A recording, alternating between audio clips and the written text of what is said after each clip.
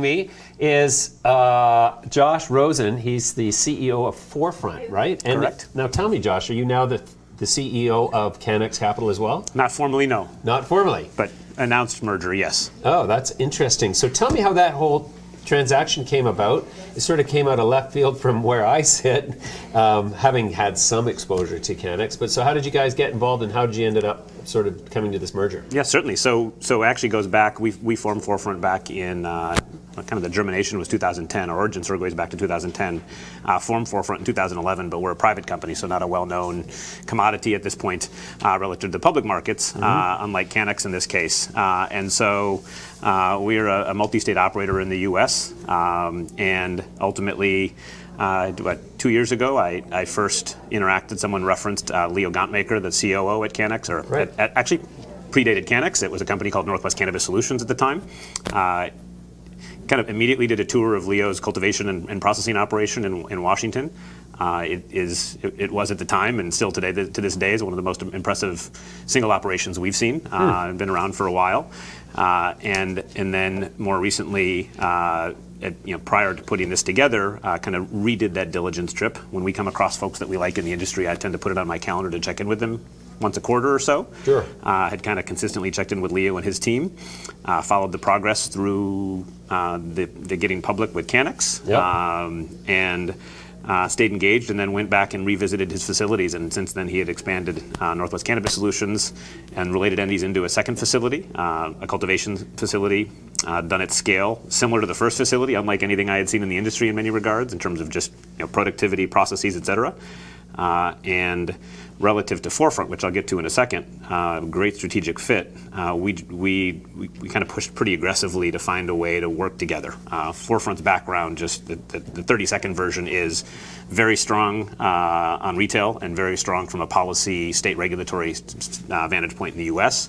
And so we had been looking for the right partnership opportunities in cultivation and processing, and what Northwest Cannabis Solutions was able to do at scale, and then what Cannex was able to acquire from an intellectual property and facility standpoint, we think is unmatched. Interesting. So then, is this operation Northwest Cannabis Solutions going to be part of the Cannex mix now? The facility itself is Cannex. Cannex owns the facility, and it's kind of the principal strategic operating tenant of Cannex. Oh, okay. In the state of Washington, it's a. Oh, okay. That's the Washington asset. Okay. Yes, exactly. All right. It's hard to keep up with all these companies. So then tell me. In the state of Washington, there's typically been an increasing level of competition as more suppliers bring more product to market. And is that causing a price competition that is making it tougher to survive as a company operating in the Washington state market?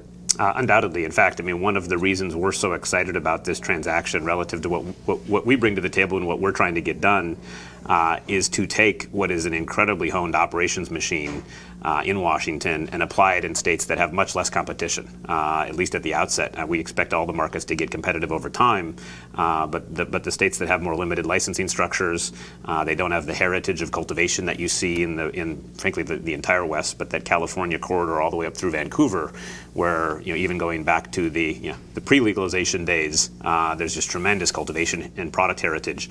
We think that operating know-how will migrate its way east, much like we're seeing the capital markets from the east migrate their way west into that quality. And so for us, Washington itself was not the catalyst for this transaction.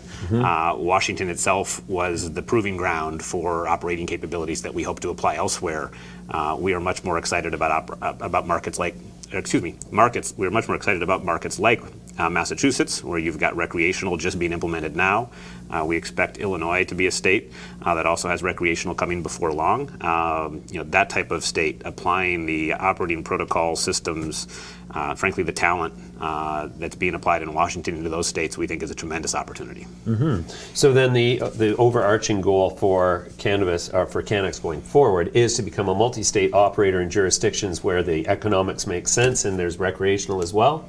Over time, yes. I think we're in a few medical-only states. As I mentioned, with Illinois, we expect Illinois to go recreational here. The new governor campaigned on it, and so we see some momentum behind that. But absolutely, I think what 4Front Cannex represent together is a hybrid of West and East that just doesn't exist in the industry to date.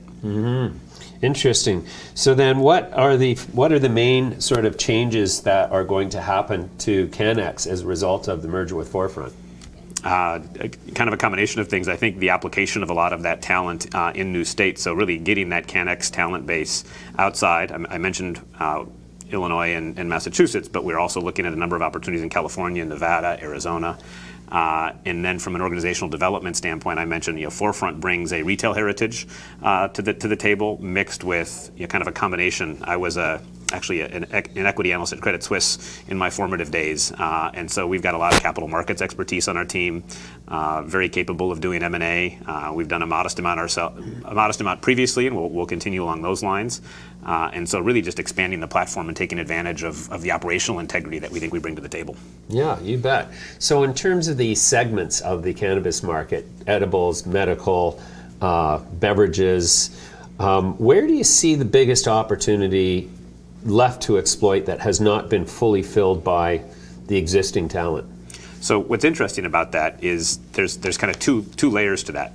The first layer is in a state like Massachusetts or Illinois, but Massachusetts is a pretty good example because up until now you've really had forced vertical integration. So just about all of the medical operators in that state grew and processed their own product and sold through their retail channel. We think in those markets where that maturity is lacking relative to the product development, that just the very high yielding production of quality consistent product itself is a very profitable enterprise for the first several years. Right. I think the second phase of that, in what you're getting at, I think, is where do the more mature markets go, and that's what's so exciting about what the Cannex side brings to the table is the Northwest Cannabis Solutions platform drives 8% market share, round numbers, in a market that's highly competitive across 300 different products. They have 7 of the top selling infused product brands. They have one of the top selling flower brands. They have the full spectrum, and in a state like Massachusetts where you're actually more forced to be in the full spectrum, in Washington you don't need to. There are also point solutions, there are narrow solutions that do vape pens, they do edibles, they do the various pieces. Leo and his team happen to do them all well. Doing them all well serves you much better even in the markets that frankly you're almost captive to having to do them all. Illinois, Massachusetts being those two examples again in this case. Sure. Okay, well that's great, Josh. That's an excellent introduction to the combined entity. We're going to have you back soon as you officially take over, but that was a great introduction. Thanks for joining me today. Absolutely, thank you. Appreciate it.